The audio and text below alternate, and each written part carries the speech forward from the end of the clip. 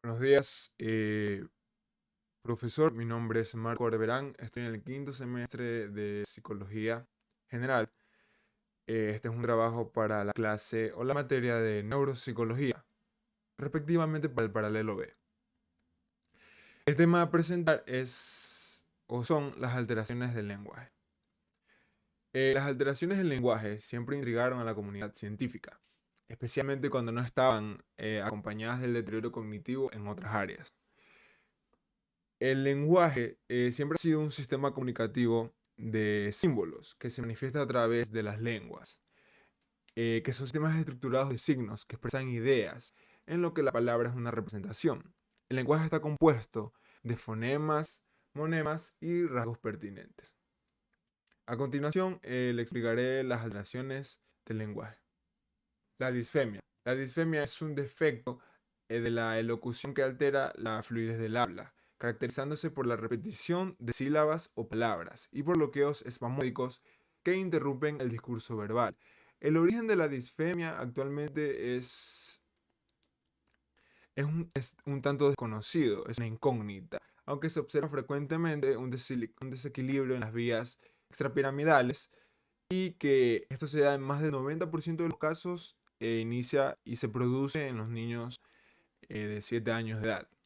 La disartria es un trastorno de la articulación de las palabras producida por lesiones en el sistema nervioso central. Estas lesiones son principalmente en los nervios periféricos o la musculatura bucofonatoria.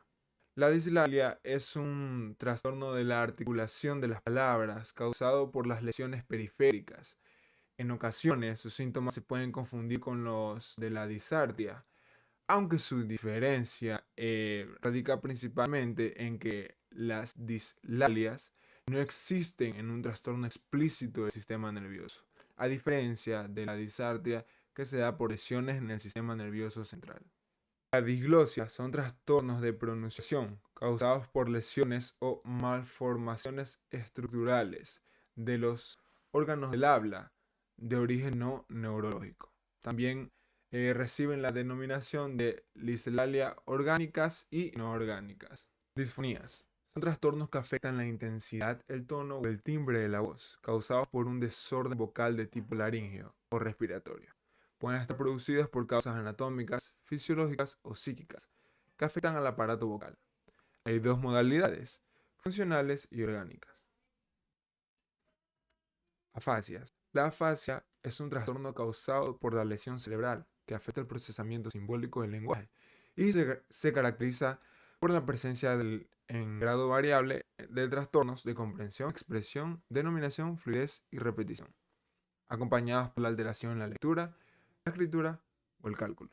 A diferencia de otros trastornos del lenguaje como la dislalia, disartria, disfemia o disfonia, que no afectan en plano simbólico. En la afasia hay una desestructuración del lenguaje, estando afectado en componentes simbólicos.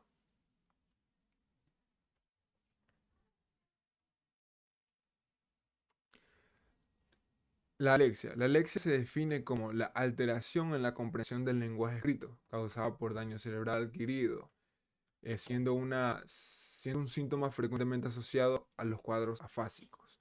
En sus formas más extremas, las alexias implican una desintegración fonética que altera en la lectura en voz alta, sin déficit en la comprensión.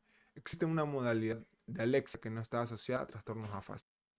La agrafia. Entendemos por agrafia a la dificultad adquirida para la escritura o para el deletreo de palabras, que frecuentemente se asocia a afasia o a alexia, aunque en algunas ocasiones puede presentarse aisladamente sin síntomas afásicos. Se produce más frecuentemente como consecuencia de lesiones en el lóbulo parietal o superior, en el lóbulo frontal izquierdo. La disgrafia, por el contrario, es una variedad de la alteración escritora, que no se asocia a la afasia, ya que el origen del problema es previo al inicio del aprendizaje de la escritura. La calculia. En 1920 se introdujo por primera vez el término calculia, para referirse a las personas que habían perdido por completo la capacidad para el cálculo, como consecuencia de lesiones cerebrales sobrevenidas.